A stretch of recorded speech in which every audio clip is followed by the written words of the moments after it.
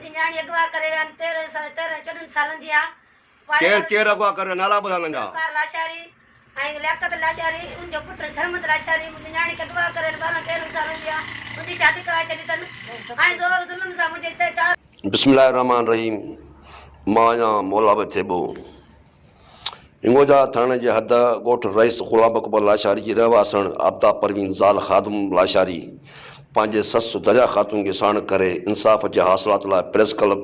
में अची इबरत न्यूज़ खे रोंदे ॿुधायो त मुंहिंजी 13 साला धीउ सिंधु लाशारी खे ज़ुल्का लाशारी माशूक लाशारी लियाकत लाशारी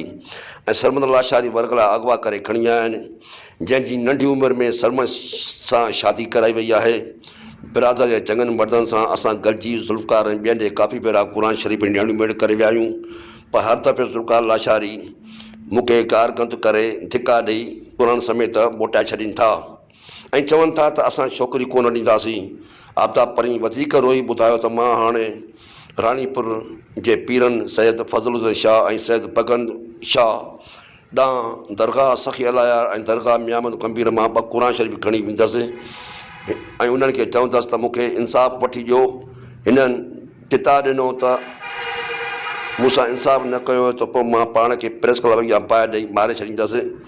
मुंहिंजे मौत जो ज़िम्मेवार ज़ुल्फ़कार माशूक लियाकत ऐं सरमद लाशारी हूंदा। मौलाब थेबो इबरत न्यूज़ रिपोर्टर कोटड़ी मंद कबीर।